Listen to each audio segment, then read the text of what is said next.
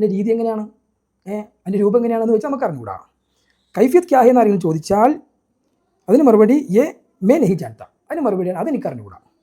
അതിനെക്കുറിച്ച് എന്നോട് ചോദിക്കേണ്ട, കൈഫിയത്ത് എങ്ങനെയാണ് എനിക്ക് അറിഞ്ഞുകൂടാ. പക്ഷേ അള്ളാഹു ആകാശത്തിലാണ്. കാരണം നമ്മൾ അള്ളാഹുവിനെ കുറിച്ച് പറയുമ്പോൾ, അള്ളാഹ് പറഞ്ഞു എന്ന് പറയുമ്പോൾ കൈ നമ്മൾ മുകളിലേക്കാണ് ഉയർത്തുന്നത്, താഴേക്കല്ല. അത് ഈ അമിൻതു മൻഫിസമ എന്ന ആയത്ത് ഉദ്ധരിച്ചുകൊണ്ടാണ് മൗലാന അത് പറയുന്നത്. അള്ളാഹു അർശിൽ ഈ പ്രയോഗം പ്രത്യേകം ശ്രദ്ധിക്കണം. കാരണം ഈ പ്രയോഗത്തെ സംബന്ധിച്ച് ദൈവത്തിൻ്റെ മറ്റു പണ്ഡിതന്മാർ വിമർശിച്ചതും ഇൻഷാല്ലാഹ് ഉദ്ധരിക്കുന്നുണ്ട്. കടുത്ത അശ്അരിയത്ത് പറഞ്ഞവരുമുണ്ട്, അതുപോലെ തന്നെ പക്ക ഹംബലിയത്ത് സലഫിയത്ത് പറഞ്ഞവരുമുണ്ട്. ഇമാം ഇബ്നു തൈമിയ്യ റഹ്മത്തുള്ളാഹി പഠിപ്പിച്ച അഖീദ ഏതാണോ അത് തന്നെ കൃത്യമായി പറഞ്ഞവരും. ദാറുൽ ഉലൂം ദേവബന്ദിലെ പണ്ഡിതന്മാർ വളരെ കൃത്യമായിട്ട് തന്നെ അവരുടെ കിതാബുകളിൽ സലഫിൻ്റെ അഖീദ എന്താണ് എന്നുള്ള വിഷയത്തിൽ ഇമാം ഇബ്നു തൈമിയ്യ റഹ്മത്തുള്ളാഹി പഠിപ്പിച്ച അതേ റൂട്ടിൽ വളരെ കൃത്യമായി വിശദീകരിച്ചാൽ നമുക്ക് കാണാൻ സാധിക്കും. അതായത് അള്ളാഹുവിൻ്റെ സിഫാത്തുകൾ, ഖബരിയായ സിഫാത്തുകളെന്ന് അശ്അരികൾ പറയുന്ന അള്ളാഹുവിൻ്റെ സിഫാത്തുകൾ, അള്ളാഹു ആകാശത്തിലാണ്, അള്ളാഹുവിന് കൈയുണ്ട്, അള്ളാഹുവിന് മുഖമുണ്ട്, അള്ളാഹുവിന് കാലുണ്ട്, അള്ളാഹുവിന് വലതുണ്ട് തുടങ്ങിയ അള്ളാഹുവിൻ്റെ സിഫാത്തുകളെ സംബന്ധിച്ച് സലഫുകളുടെ വിശ്വാസം അത് ലാഹിറിൽ അതിനെ ഹംല് ചെയ്യണമെന്നുള്ളതാണ്. എന്ന് പറഞ്ഞാൽ അതിൻ്റെ ബാഹ്യാർത്ഥം എന്താണോ ആ ബാഹ്യാർത്ഥം അതിന് കൊടുക്കണം, എന്നിട്ട് അതിൻ്റെ കൈഫിയത്തിനെ അള്ളാഹുവിലേക്ക് വിടണം. അപ്പോൾ യഥാർത്ഥത്തിൽ ഇതിനെ ലാഹിറിൽ തന്നെ ഹംല് ചെയ്യണം, അല്ലെങ്കിൽ ഹക്കീക്കത്തിൽ തന്നെ ഹംല് ചെയ്യണം. അതൊരു ആലങ്കാരിക പ്രയോഗമോ അല്ലെങ്കിൽ മറ്റേതെങ്കിലും അർത്ഥത്തിൽ ഉപയോഗിച്ചതൊന്നുമല്ല. എന്താണോ അതിൻ്റെ ഹക്കീക്കത്ത് അത് തന്നെയാണ് അവിടെ ഉദ്ദേശം. എന്താണ് അതിൻ്റെ ലാഹിർ ബാഹ്യമായ അർത്ഥം അത് തന്നെയാണ് അവിടെ ഉദ്ദേശം, അതല്ലാതെ മറ്റൊരർത്ഥമല്ല. പക്ഷേ അവിടെ സലഫുകളുടെ പണ്ഡിതന്മാർ പറയുന്നത് അതിൻ്റെ കൈഫിയത്ത്, അതിൻ്റെ രീതി നമുക്കറിഞ്ഞുകൂടാ, അത് അള്ളാഹുവിലേക്ക് വിടണം. ഇതാണ് ഇമാം ഇബ്നു തൈമിയ്യ റഹ്മത്തുള്ളാഹി പഠിപ്പിച്ചതും മുൻഗാമികളായ സലഫുകളായ പണ്ഡിതന്മാരൊക്കെ പഠിപ്പിച്ചതും. ദൈവബന്ധി പണ്ഡിതന്മാരിൽ പെട്ട സലഫിൻ്റെ അഖീദയെ തങ്ങളുടെ വിശ്വാസമായി പ്രഖ്യാപിക്കുന്ന എല്ലാ ദൈവബന്ധി പണ്ഡിതന്മാരും ഈ വിഷയം ഈ രൂപത്തിൽ തന്നെയാണ് അവതരിപ്പിച്ചിട്ടുള്ളത്.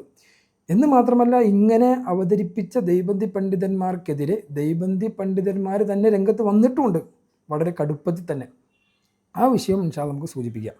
മഹാനായ ഉസ്താദ് സഈദ് അഹമ്മദ് പാലംപൂരി റഹിമഹുല്ലാഹ് പറയാണ്, അമിൻതും മൻഫിസ് സമാ എന്ന ഖുർആൻ ആയത്ത് വിശദീകരിച്ചുകൊണ്ട് മഹാനവൾ പറയാണ്, പസ് മേ മാൻതാ ഹൂ കെ അല്ലാഹ് തആല ആസ്മാൻ മേ ഹെ, ഞാൻ അംഗീകരിക്കുന്നു അള്ളാഹു ആകാശത്തിലാണ്.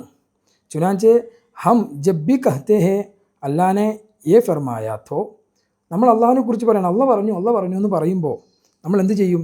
ഹം ഉംഗലി ഊപ്പർ കി തുറഫ് കർത്തേ ഹെ, നമ്മൾ വിരൽ എന്ത് ചെയ്യുന്നു? മുകളിലേക്ക് ഉയർത്തുന്നു.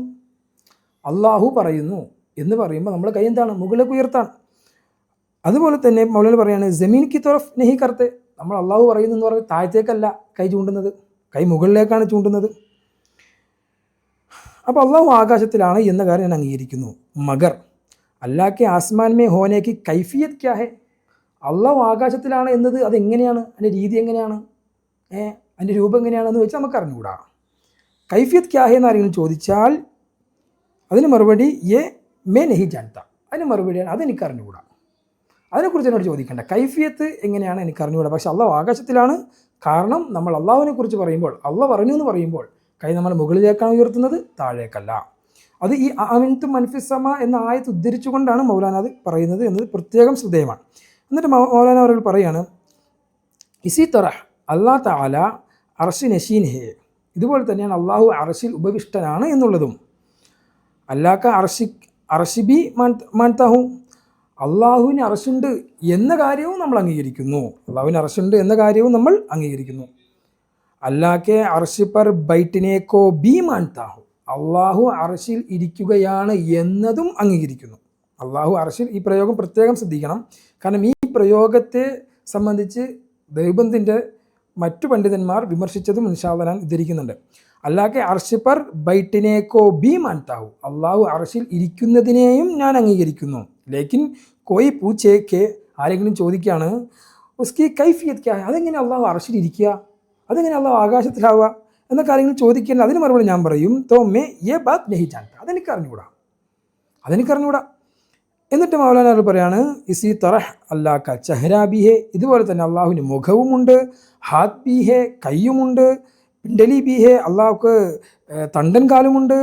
മേ യെ സബ് ബാത്തേ മാൻതാഹു, ഞാൻ ഇതെല്ലാം അംഗീകരിക്കുന്നു, ഇതെല്ലാം ഞാൻ ഉൾക്കൊള്ളുന്നു. മഗർ കോയി പൂച്ചേക്ക്, മറിച്ച് ആരെങ്കിലും എന്നോട് ചോദിക്കുകയാണ് ഇതിൻ്റെ ഓ കൈസേഹേ, ഇതെങ്ങനെയാണ്, അള്ളാഹു അർശിൽ എങ്ങനെയാണ്, അള്ളാഹിൻ്റെ മുഖം എങ്ങനെയാണ്, അള്ളാഹിൻ്റെ തണ്ടൻകാൽ എങ്ങനെയാണ്, അള്ളാഹുവിൻ്റെ കൈ എങ്ങനെയാണ്, അള്ളാഹു ആകാശത്തിൽ എങ്ങനെയാണ് എന്ന കാര്യം ചോദിച്ചാൽ ഞാൻ പറയും തോ മേ യേ ബാത് നെഹി ജാൻത, അതെനിക്ക് അറിഞ്ഞുകൂടാ. അപ്പോൾ ഇതിൻ്റെ കൈഫിയത്തിനെ കുറിച്ച് ചോദിച്ചാൽ ഞാൻ അവരോട് പറയും അതെനിക്ക് അറിഞ്ഞുകൂടാ എന്ന് പറയും. അപ്പോൾ പാലമ്പൂർ ഉസ്താദ് കൃത്യമായിട്ട് പറഞ്ഞു അള്ളാഹു അർശിൽ ഉപവിഷ്ടനാണ് എന്ന പ്രയോഗം നടത്തുന്ന ഇടയിൽ മൗലാന കൃത്യമായിട്ട് പറഞ്ഞു അള്ളാഹു സുബ്ഹാനഹു വ തആല സംബന്ധിച്ച് മേ അല്ലാ തആല കെ അർശ് പർ ബൈട്ടിനെ കോ ബി മാൻതാ ഹൂ, അള്ളാഹു സുബ്ഹാനഹു വ തആല അർശിൽ ഇരിക്കുന്നവനാണ് എന്നതും ഞാൻ അംഗീകരിക്കുന്നു എന്നൊരു പ്രയോഗം പാലമ്പൂർ ഉസ്താദ് നടത്തിയത് കൃത്യമായിട്ട് നമ്മൾ വായിച്ചു. ഈ പ്രയോഗത്തെ സംബന്ധിച്ച് ദാറുൽ ഉലൂം ദൈബന്ദിനോട്, വഖഫ് ദൈബന്ദിനോട് എഴുതി ചോദിച്ചൊരു ഫത്വയുണ്ട്. ആ ഫത്വ ഞാൻ വായിക്കാം. മുഫ്തിയാനെ കിറാം, ഏക് ശഖ്സ് അപ്ന യേ അഖീദ ലിഖ്കർ ബയാൻ കർത്താ ഹെ. ബഹുമാനപ്പെട്ട മുഫ്തി സാഹിബെ, ഒരു മനുഷ്യൻ അദ്ദേഹം തൻ്റെ വിശ്വാസം ഇപ്രകാരം എഴുതിയിട്ടുണ്ട്. എന്താണെന്ന് പറഞ്ഞാൽ കെ മേ അല്ലാ തആല കെ അർശ് പർ ബൈഠ്നെ കോ ബി മാൻതാ ഹൂ, അള്ളാഹു സുബ്ഹാനഹു വ തആല അർശിൽ ഇരിക്കുന്നതിനെയും ഞാൻ അംഗീകരിക്കുന്നു എന്ന് ഒരാൾ തൻ്റെ അഖീദ, തൻ്റെ വിശ്വാസം എഴുതിയിട്ടുണ്ട്. ഇതിനെ സംബന്ധിച്ച് എന്താണ് പറയാനുള്ളത്? തോ ഐസെ ഷഖ്സ് കെ മുതഅല്ലിഖ് ക്യാ ഹുക്മ് ഹെ, ഇങ്ങനെയുള്ളൊരു വ്യക്തിയെ സംബന്ധിച്ച് നിങ്ങൾ എന്ത് വിധിയാണ് പറയുക എന്ന് ചോദിക്കുകയാണ്. അപ്പോൾ അതിന് മറുപടിയിൽ പറയാണ് മദ്കൂറ ഫി സുആൽ അഖീദ ഫിർഖെ മുർജിയ കാ ഹെ. ചോദ്യത്തിൽ പറഞ്ഞ ഈ അഖീദ അള്ളാഹ് അർശിൽ ഇരിക്കുന്നവനാണ്, അള്ളാഹ് തആല കെ അർശ് പർ ബൈഠ്നെ കോ ബി മാൻതാ ഹൂ, അള്ളാഹു സുബ്ഹാനഹു വ തആല അർശിൽ ഇരിക്കുന്നവനാണ്, അതിനെയും ഞാൻ അംഗീകരിക്കുന്നുണ്ട് എന്ന് പറഞ്ഞ ഈ അഖീദ അത് ഫിർഖയെ മുർജിയ കാഹെ, അത് മുർജിയ വിഭാഗമായ അഹ്ലുസുന്നത്തി വൽ ജമാഅത്തിന് പുറത്തുപോയ മുർജിയ വിഭാഗത്തിൻ്റെ അഖീദയാണ്. ജോ അഹ്ലുസുന്ന വൽ ജമാഅത്ത് സെ ഖാരിജ്, അത് അഹ്ലുസുന്ന വൽ ജമാഅത്തിൽ നിന്നും പുറത്തുപോയ വിഭാഗമാണ്. ഗുംറാ ഫിർഖാഹെ, അത് പിഴച്ചു പോയ, വഴി പിഴച്ച വിഭാഗമാണ്. എന്നിട്ട് പറയുകയാണെങ്കിൽ ഹാദ മദ്കൂറ ഷഖ്സ് ഈമാൻ സെ ഖാരിജ് നഹി, അത് അഹ്ലുസുന്നയിൽ നിന്ന് പുറത്താണെങ്കിലും അദ്ദേഹം ഈമാനിൽ നിന്നും പുറത്തല്ല, അദ്ദേഹം കാഫിറല്ല എന്ന് പറയുന്നത്. അപ്പോൾ ഇവിടെ എന്താണ് ശരിക്കും പറയുക? യഥാർത്ഥത്തിൽ സലഫിൻ്റെ അഖീദ, അതാണ് തൻ്റെ അഖീദ എന്ന് പ്രഖ്യാപിച്ച മഹാനായ പണ്ഡിതനാണ് മുഫ്തി സഈദ് അഹമ്മദ് പാലമ്പൂരി റഹ്മത്തുള്ളാഹി. മഹാനവറുകൾ സലഫിൻ്റെ അഖീദ കൃത്യമായി ഇമാം ഇബ്നു തൈമിയ്യ റഹ്മത്തുള്ളാഹി പഠിപ്പിച്ചതുപോലെ തന്നെ ലാഹിറിൽ ഹംല ചെയ്തുകൊണ്ട് അത് ഹഖീഖത്തൻ എന്താണോ അങ്ങനെ തന്നെ അതിനെ വിശദീകരിച്ചുകൊണ്ട് മൗലാന അവറുകൾ പറഞ്ഞപ്പോൾ അത് മുർജിയാക്കളുടെ അഖീദയാണ്, അതിൻ്റെ പേരിൽ അഹ്ലുസുന്നത്ത് വൽ ജമാഅത്തിൽ നിന്നും ഈ വ്യക്തി പുറത്താണ് എന്ന് വരെ ദൈബന്ദി പണ്ഡിതർ തന്നെ മറുഭാഗത്ത് ഫത്വയും കൊടുത്തിട്ടുണ്ട്. അപ്പോൾ ദൈബന്ദി ഉലമാക്കളിൽ ഞാൻ നേരത്തെ പറഞ്ഞതുപോലെ എല്ലാവരും ഒരേ അഖീദക്കാരല്ല.